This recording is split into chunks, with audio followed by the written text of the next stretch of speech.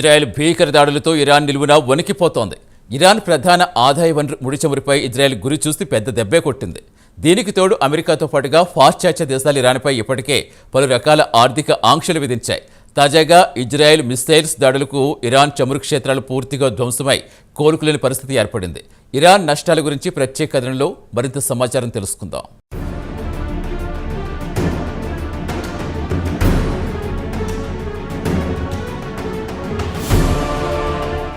మధ్యప్రాచ్యంలో ఇజ్రాయెల్ను ఎదుర్కొనే సత్తా కలిగిన దేశం కనుచూపు మేరలో కనిపించడం లేదు. ఇటు పాలస్తీనాకు చెందిన హమాస్ మిలిటెంట్లను, లెబనాన్కు చెందిన హెజ్బొల్లా మిలిటెంట్లను, మరోపక్క యెమెన్లోని హౌతీ మిలిటెంట్లను పూర్తిగా కట్టుదిట్టం చేసి చివరకు వీరి గురువైన ఇరాన్ పనిపట్టడం మొదలుపెట్టింది. గత శుక్రవారం నాడు ఇజ్రాయెల్ టెహ్రాన్పై పెద్ద ఎత్తున క్షిపణులతో దాడులు ప్రారంభించింది.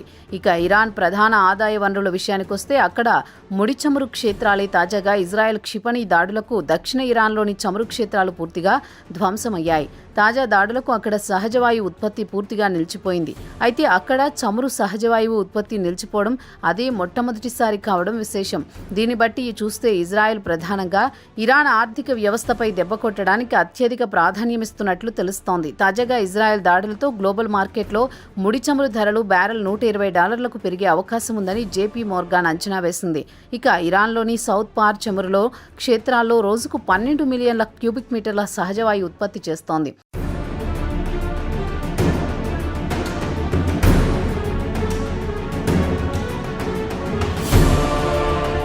ఇక ఇరాన్కు చెందిన సౌత్ పార్స్ చమురు సహజవాయువు క్షేత్రాల విషయానికి వస్తే ఇది ఇరాన్ దక్షిణాన ఉన్న బుషేహర్ ప్రావిన్స్ సముద్ర గర్భంలో ఉంది. కాగా చమురు సహజవాయు క్షేత్రాలు పెర్సియన్ గల్ఫ్ వరకు విస్తరించి ఉన్నాయి. సముద్ర గర్భంలో ఖతర్ను, ఇరాన్ను విడదీసే ప్రాంతం వరకు చమురు క్షేత్రాలు విస్తరించి ఉన్నాయి. ఇక ఖతర్ ప్రాంతంలో ఉండే చమురు క్షేత్రాలను నార్త్ ఫీల్డ్ అంటారు. ఇక్కడ నుంచి ఖతర్ ఎల్ఎన్జీని ప్రపంచవ్యాప్తంగా సరఫరా చేస్తోంది. ఇండియా కూడా పెద్ద ఎత్తున ఎల్ఎన్జీని దిగుమతి చేసుకుంటోంది.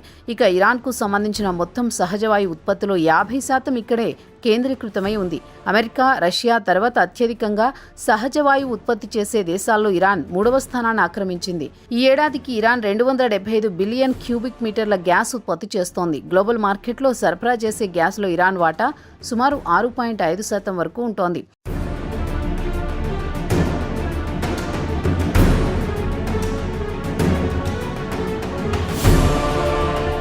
ఇక అసలు విషయానికి వస్తే ఇరాన్పై అమెరికాతో పాటు పాశ్చాత్య దేశాలు ఆర్థికపరమైన ఆంక్షలు విధించాయి.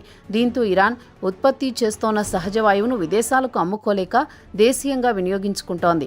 కాగా ఇరాన్కు ప్రధాన ఆదాయ వనరు కూడా సహజవాయువే.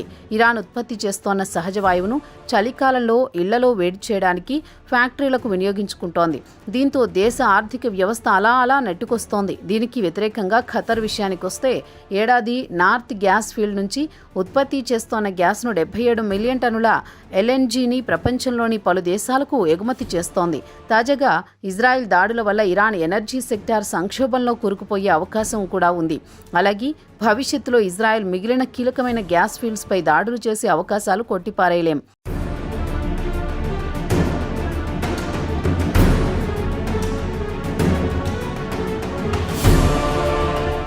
తాజాగా ఇజ్రాయెల్ క్షిపణి దాడులతో దేశంలో రాబోయే రోజుల్లో ఆర్థికపరమైన సంక్షోభాన్ని ఎదుర్కొనే అవకాశాలు కనిపిస్తున్నాయి.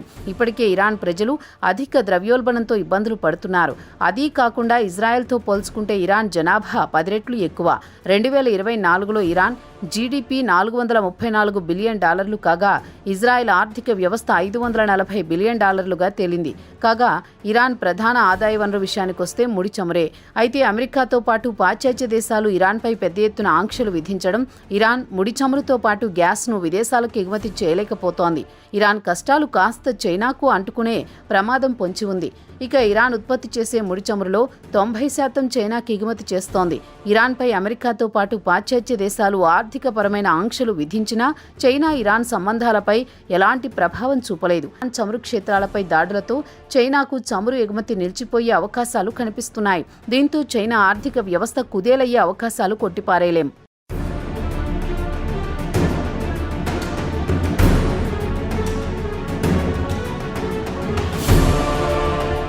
ఈ ఏడాది మార్చిలో చైనా ఇరాన్ నుంచి రోజుకు 1.8 మిలియన్ బ్యారెళ్ల ముడి చమురు దిగుమతి చేసుకునేది. ఇక చైనా విషయానికొస్తే ఇండియాకు ఎలక్ట్రానిక్ వాహనాలు వాడే రేర్ ఎర్త్ మ్యాగ్నెట్ను నిలిపివేసింది. దీంతో ఇండియా ఎలక్ట్రానిక్ ద్విచక్ర వాహనాల ఉత్పత్తిపై తీవ్ర ప్రభావం చూపనుంది. ఇక తాజాగా చైనా తన ఉచ్చులో తానే పడిపోయింది. ఇరాన్ ఆర్థిక వ్యవస్థ విషయానికొస్తే Islamic revolutionary guards Islamic organisations చేతిలో ఉన్నాయి.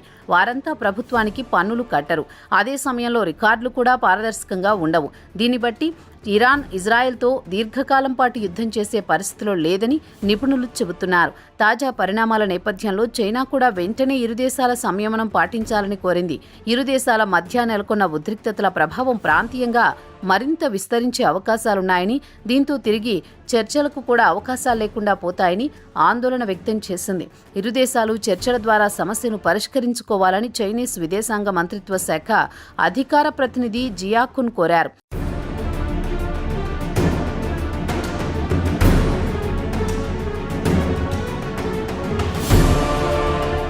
ఇదిలా ఉండగా ఇరాన్ సోమవారం నాడు ఇజ్రాయెల్పై పెద్ద ఎత్తున మిసైల్స్తో దాడులు చేసింది.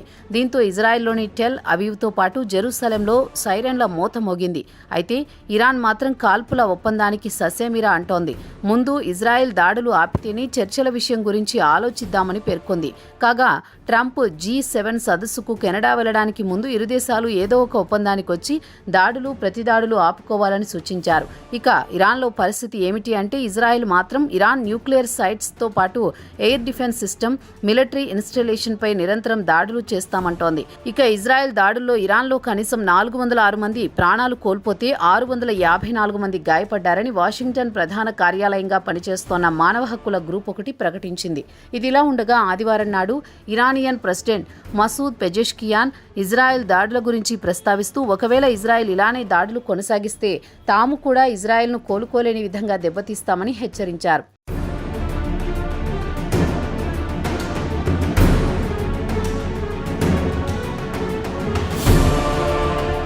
ఇక ఆదివారం రాత్రి ఇరాన్ క్షిపణి దాడుల్లో ఇజ్రాయెల్లో కనీసం 10 మంది మృతి చెందారు. దీంతో ఇజ్రాయెల్లో మొత్తం మృతుల సంఖ్య 13కు చేరిందని అసోసియేటెడ్ ప్రెస్ వెల్లడించింది. ఇజ్రాయెల్ తీర ప్రాంతమైన తూర్పు హాఫియాలో ఇరాన్ దాడులకు సుమారు 200 మంది గాయపడ్డారు. కాగా ఇజ్రాయెల్ ప్రధాని బెంజమిన్ నెతన్యాహు అయతుల్లా ఖమేనీకి గట్టి వార్నింగ్ ఇచ్చారు.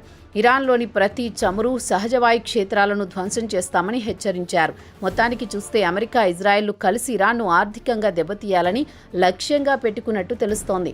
ప్రస్తుతం ఇరు దేశాల మధ్య కొనసాగుతోన్న ఉద్రిక్తతను తగ్గించడానికి ఏ దేశం చొరవ తీసుకోకపోవడం విచారకరమే. అమెరికా ప్రెసిడెంట్ ట్రంప్ తాము జోక్యం చేసుకోమని చేతులెత్తేశారు. పుతిన్ ఉక్రెయిన్ యుద్ధంలో బిజీగా ఉన్నారు. ఇక చైనా ప్రెసిడెంట్ జిన్పింగ్ పాకిస్తాన్ను ఇండియాపై రెచ్చగొట్టడానికి కుట్ర పన్నుతున్నారు. కాబట్టి ఇప్పట్లో ఇరు దేశాల మధ్య యుద్ధం ముగిసే అవకాశాలు మాత్రం దాదాపుగా శూన్యమే అన్న టాక్ డిప్లొమాటిక్ సర్కిల్స్లో వినిపిస్తోంది.